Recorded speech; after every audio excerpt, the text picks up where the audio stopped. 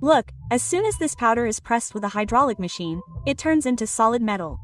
But the thing to think about is how the powder turned into metal.